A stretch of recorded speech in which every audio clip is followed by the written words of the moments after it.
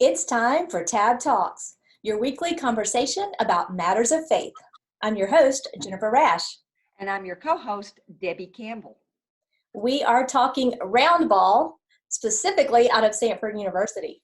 We have with us Stanford University's new head basketball coach, Bucky McMillan. Welcome, Bucky. Welcome. Thank you guys so much for having me. All right, and we also have Kevin Blackwell, who is representing Stanford President Andrew Westmoreland. Kevin has been heavily involved in getting to know and introducing Coach McMillan to our Alabama Baptist family. So Kevin's here as well. And Kevin, we'd like for you to do the official introduction. I appreciate that. And it's a privilege to be able to introduce Bucky McMillan as our new men's head basketball coach. And, I'm excited about this for a lot of reasons. First of all, I want to just kind of talk about, his basketball coaching accomplishments. Bucky was a pretty good basketball player in his own right, playing at Birmingham Southern, playing under a legendary coach there in Dwayne Rebowe. You think about a guy like Bucky, he's hired as a 24-year-old to be the varsity head coach at Mountain Brook. I'm not even sure I could successfully do anything at 24 years of age, much less be a head basketball coach at a major high school. And what has he done since he's been there? Well, he's only won 332 games as a head coach. He's been in the state championship game 7 out of the last 8 years. National Coach of the Year in 2018. Basically, what that means is Bucky knows his way around a whistle and some hardwood. He's good at what he does, and so. Yeah, his accomplishments, I think, has received national recognition as well. People know who he is, and we're excited to have him as a part of our program. He's a great fit for Stanford. He loves Stanford already. He's familiar with kind of our culture and who we are. Of course, having coached in the Birmingham area for a number of years, he is very familiar with Birmingham and the state of Alabama's basketball culture and the context of all that. So, man, we're thrilled to bring him on, and really looking forward to what he's going to bring to our basketball program. I mean, there's no reason why Stanford shouldn't have a sustaining winning tradition in basketball. We've got a great arena. The Pete Hanna Arena is one of the best arenas to me in the Southern Conference. We've got a good recruiting base around us. We've got all the components that we need. I think bringing in this style of play that's known as Bucky ball, which I love. I can't wait to hear about what Bucky ball. Yeah, I think it's gonna take us to another level. I really believe that. And let me just say too, and I realize I'm a very minor part of this interview, but in a way of introduction, one of the things that I've enjoyed over the past 2 weeks is just getting to know Bucky beyond the basketball court, beyond the whistle, as I like to say, just getting to know who he is and just to talk through his journey in life and just how the Lord's brought him through so many things and to bring him to where he is today and to this very day, which is a big day for him and a big day in his life. It's just, to me, it's a sign of the favor of God on his life and what the Lord's doing in him. But Bucky will be able to tell you, but God's done a phenomenal work in his life. He's grown spiritually. He knows Christ as a Savior. He's been on this incredible journey to not only just say, I believe in who Jesus is,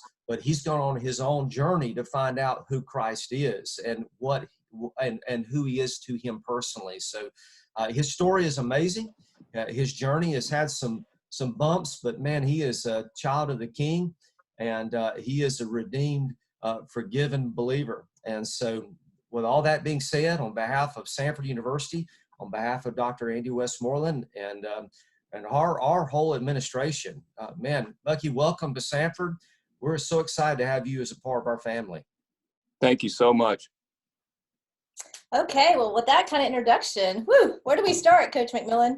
This is a unusual time. You are getting announced virtually during a pandemic, and you are getting to talk to all of us in this manner. So tell us a little bit about, before we dig in too deeply, tell us a little bit about what it's been like just accepting this position and doing the interviews and figuring all this out while we're doing social distancing? It's not the way that you dream it up, but, we found ways around it. And the most important thing is we found ways to make relationships with each other, and, Kevin just mentioned that we've got to know each other. I've got to know so many great people, Dr. Westmoreland, Martin Newton, so many others. And so, that's what it's about. It's about relationships. And where, when you're going into a new job, you got to make sure it's the right fit. You got to make sure that that I'm the right fit for the university and the university is the right fit for me. And, after just several talks, I told someone the other day, I said, there's lots of great basketball jobs out there, but this is the best job for me. I think we got a great fit here. I can be who I am, and I think we're going to do great things at Samford University. Okay, so if I'm correct, you're in your 10th year at Mountain Brook High School as the head coach, correct? I've actually coached there as a head coach for 12 years. Oh, 12, okay. Wow. All right. And you're going off of a 332-74 season record, is that correct? We've had a good run, won a lot of games. So lots of accolades. Kevin's already mentioned those. Mr. Basketball, I think you were the national basketball coach in 2018. That's correct. You were on the team that led the first Mountain Brook team to get to the Final Four. I believe you were the point guard, right? As a player, a long time ago. Mm-hmm. And then you were the head coach for Mountain Brook's first state championship, if I read correctly. Yes, ma'am. Okay. So, yes, your record is going to be one everyone's going to be interested in. I know that the Birmingham community, Birmingham Metro, probably the state of Alabama know you well. I understand that the college programs watch the kids that come through your program. And then maybe some NBA. Do you have some NBA players? We have had some NBA guys. I've actually have a player of mine that may actually, former player who has a chance to make it in the draft this year. So hopefully that works out for him. That'd be a great deal. Okay, well, definitely lots of energy. I do think Samford's going to have a lot of fun watching what you will do with the basketball program. But for Alabama Baptist and what we do here at Tab Media, we want to know Coach McMillan off the court. So tell us a little bit about who is Coach McMillan. Coach McMillan is a guy who loves relationships, and that's kind of when you get into coaching and you do anything, it's not about what goes on between the lines necessarily, because if you just did that, you're only going to get, 35 games a year, in 40 minutes. And if the impact that you have is on people is, hey, the play calls that you make, that's pretty shallow. So just as I coach, my life is about relationships and being close to the people that I know and trying to impact people in favorable ways.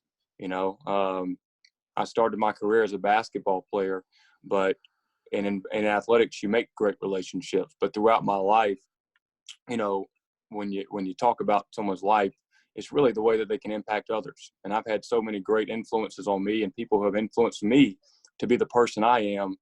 And the values that I've learned, I try to instill those in others. And that's really kind of what I wake up for every day, is just those interactions. We're having an interaction here and get to know you. And that makes life worth living. Right. Coach McMillan, as a former basketball player who grew up in Texas playing girls basketball. This is Rocky right here, okay? Rocky. My name was Rocky. You went to a high school that did not have a winning season, a winning basketball team. And yet you built it. And I know, like you said, it can't be done on the court. So what are some things that you did to build that relationship with those boys, to help them come together like that as a team? I know it takes off the court. Absolutely. Relationship. Yeah, that's a great question. The number one thing I think people got to have in each other is trust. They got to trust that you have their best interest at heart, and that's one of the biggest things when I try to instill values in our players. I want to instill hardworking values in our players, to be unselfish and to be confident. That's kind of been the cornerstone of our program. And so I've tell our players, if you could take those same values with you in your life, you know, what kind of person would you be? If you were going to be a hardworking person, an unselfish person, we all have teams that we're on. Your family's a team. You know, we're going to have to go through, have teamwork our entire lives, and we can go through life confidently being who we are. And our players know above all else that those values and those relationships, and that I want that in them. They know that I have their best interest at heart. So when I talk to them on the floor about strategies, hey, let's do this or that, they know it's, you know, with their best interest. So I think that's the biggest deal, is that we all trust each other, and we all end up loving each other because of that. And it goes back to what I mentioned earlier, is just great relationships and being genuine and knowing that, hey, what you see is what you get. And that's how trust is developed. Yeah, well, that's great. I'm sure you're going to bring that into Sanford too. You know, that one other thing I did want to check with you, to ask you about too, is when you're working with these young men, how do you get them to open up and come to you and share? Well, you know, I think it goes back to what I mentioned in that players can't look at you. I tell these guys, I want them to look at me. You know, I may get on them in practice and we're going to work hard, but I tell them that when we walk outside the line, just like that practice never happened. So we're going to put our arm around each other. We're going to love each other. And they can know that, hey, no matter if they had a practice where they missed every shot, that as soon as we walk outside the lines, it's irrelevant. And so they know that they can come talk to me. And I tell them I want them to look at me like their brother, you know, and that they can come to me like their brother, and we can talk about anything. And that's the kind of coach I want to be. I want to be a player's coach who, you know, who can inspire people to reach their God-given talent. And, you know, that's what I think the mission of the university at Sanford, you know, a mission there is that, you know, we want people when they come into Sanford to help them see God, to help them the talents that God has given them, to help them hone those talents, and then to go out into the world and affect others in a positive manner. And I can't wait to be a part of that. I'm really looking forward to it. Tell us a little bit about your faith journey. Yeah, absolutely. So I grew up here in Birmingham. My father and his mother, two of the best people I know, and I know I'm biased, but you know, they grew up Baptist. My mom grew up down in Mobile, and she was Presbyterian. So grew up here. We went to the Church of the Advent. Then as I got older, I became more non-denominational and went to Mountain Brook Community Church. But my faith journey was an interesting one in that, you know, I'm a real deep thinker. And so I like to really dive into matters of faith. And so I think the point in my life where my faith really, I felt God called me to dive into the theological side, and where is the evidence of Christ, so that I would never be intellectually inferior in any conversation. So I really studied the scriptures, and I really studied where everything came from. You know, like, you know, well, why did John say this? What did this verse necessarily mean? And so, you know, I came to the conclusion that, you know, well, if what Jesus is claiming and who he claims him to be is real, well, it seems like that everyone should be changing their life for this man. And so the question is, well, what are the things that he's saying and who he claims to be, is it real? And so my personal journey with faith was logic. And so I went through this and I said, well, there's this guy who claims to be the Messiah. And, you know, he had people follow him, and he's preaching the word, and he's got revolutionary ideas. And I said, well, have people done that before? And I said, yeah, people have done that before. But what makes Jesus so unique is that he had everybody following him, had his disciples following him, and then he dies. And a lot of the people that were following him renounced him. They go into hiding, as you would expect, because Jesus was promising a kingdom of heaven to these people. And a lot of them at the time thought it was the kingdom of heaven right then, right there on earth. And at the time, for those three days before he's resurrected, they're in hiding. Well, something happened so great for those disciples to change the rest of their life and go around the world, preaching his word. A lot of them dying gruesome deaths. And something that would have had to been that powerful was that he was exactly who he said he was, and he was resurrected. And so that's such a unique story, because there's a lot of people who can have people that follow them in life, but there's very few people that can have them follow them in death. And so once, my mind got wrapped around that, I came to the conclusion that Jesus is exactly who he says he is. And because of that, he is worth changing your life for. Do you have any markers in your life that you decided to change for Jesus? Yeah, everybody, as they go through life, your goal is to be a better person every day. I think that's what you want to do. And, as you grow up, there's obviously things as a person that you grow out of, and I think that that's the biggest thing in my life is that, you're never going to be perfect. Everyone knows that. And, since I started coaching basketball, I was a varsity basketball coach for 12 years and the JV coach for 2 years before that. So for 14 years, I've been known as Coach McMillan. And I can promise you, I was not perfect every single day during that time period. I wasn't perfect before that. But I do know that I do strive to be better than I was the day before. And I think through my spiritual journey, I've grown a lot these past 15 years for sure. And I'm looking forward to the opportunity to grow at Sanford and be around that wholesome environment and the great impact it will have on me. And then you'll be able to share with the students that you coach those same lessons that Debbie mentioned earlier. And that's encouraging to see how it'll be a win-win, everybody growing together. Absolutely.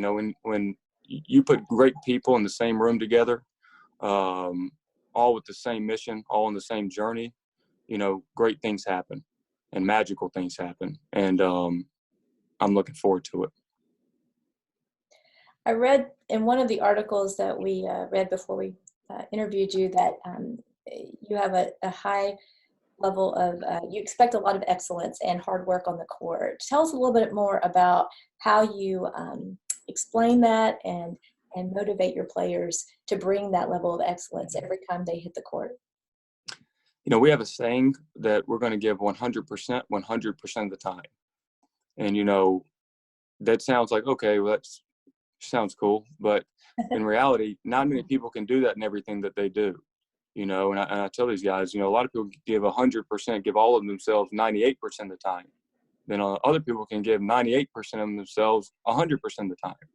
But we want to have guys that in whatever they do, they give 100% of the time. And I think that's such a great lesson because, as a basketball player, you're obviously going to become a much better player every time you give that in practice in the game and the weight room.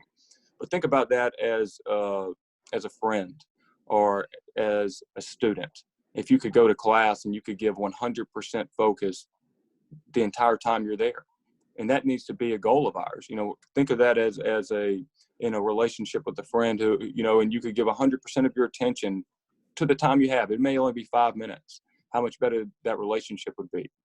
And so that's a goal. And that's another great part about athletics. You get to learn so many life lessons through athletics, and that's a lesson that they learn through athletics that will carry them and could be one of the most important lessons anyone learns in their life is to try to be present and try to give 100% of yourself every time that you have the opportunity to be around somebody.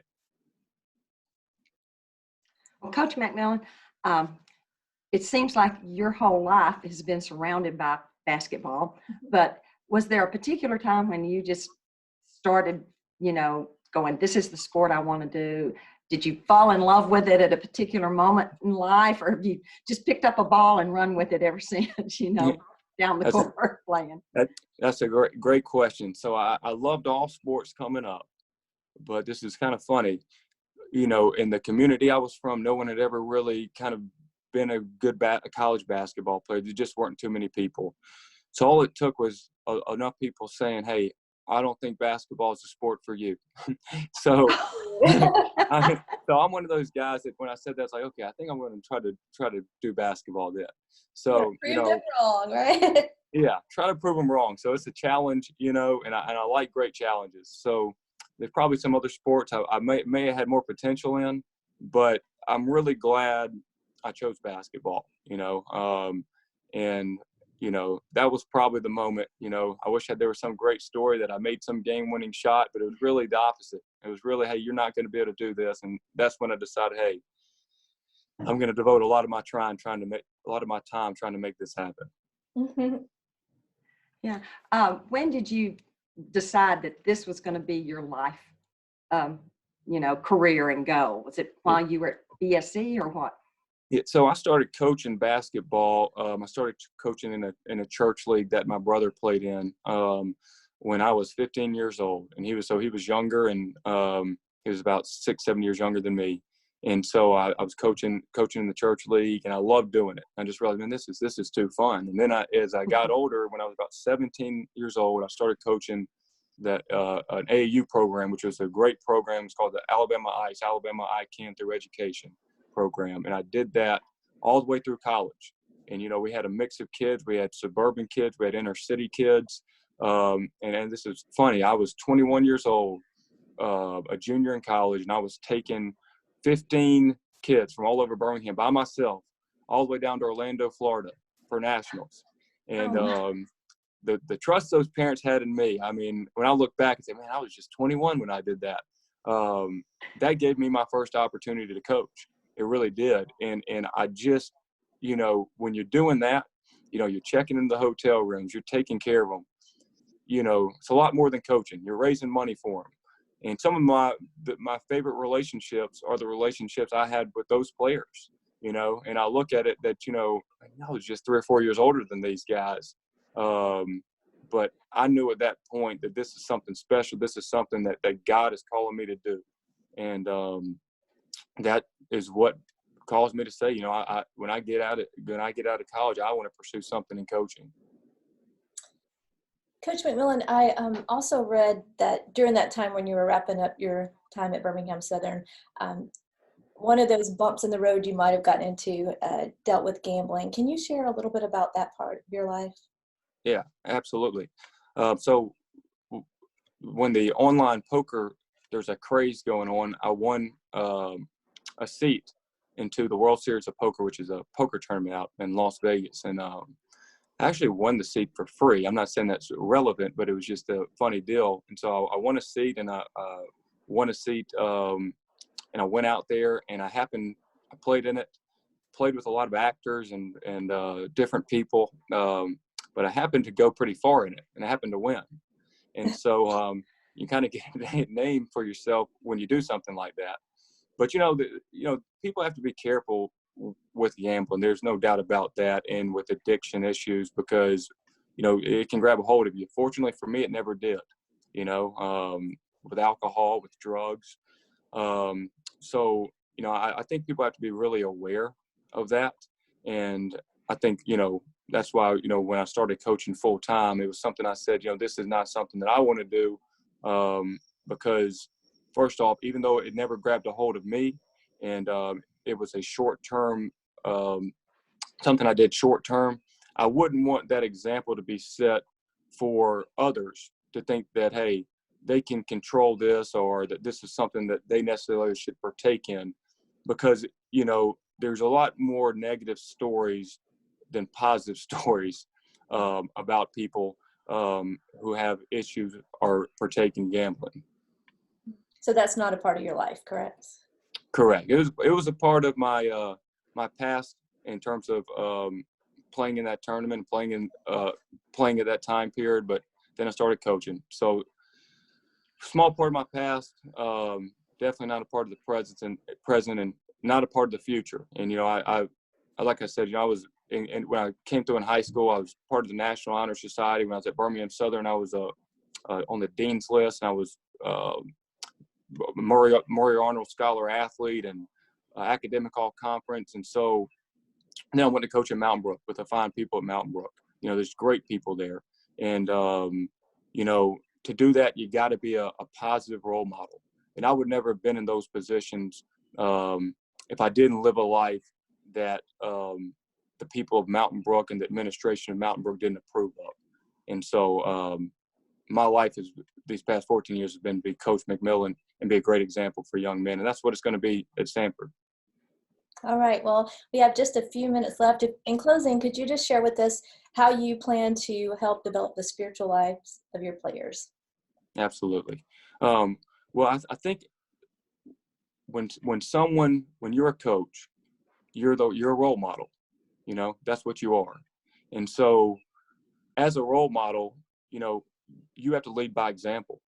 And so you're not just the coach of Sanford on game day or during practice. I take that title with me at all times in my sleep. I'm the coach of Sanford.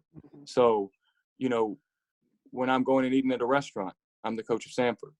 And so you want to be that role model that someone says, you know, I aspire to be like this guy. And what example are you setting? You know, how are you talking? How are you walking? How are you acting? And so that's the best way. I think you have to lead by example. Now, with the people who are working at Sanford and the alum, I can't wait to get to know some of these guys because, like I said, when you're in a great environment and with great people who think similar and have their priorities in the right order, it's a beautiful thing, and great things happen, and it's a wholesome environment. So that's what I'm looking forward to, is us all leading these student athletes together so that they can go out into the world and perform the work that God wants them to perform by reaching their potential. So I'm looking forward to it. Great. Well, welcome to Sanford, Coach McMillan. Thank you for joining us, and thank you for joining us as well, Kevin. We appreciate you all, and we look forward to seeing what you're going to do on the court. Thank you for joining us, and thank you all for listening. We'll be back next week. Thank you very much. Thanks for having me.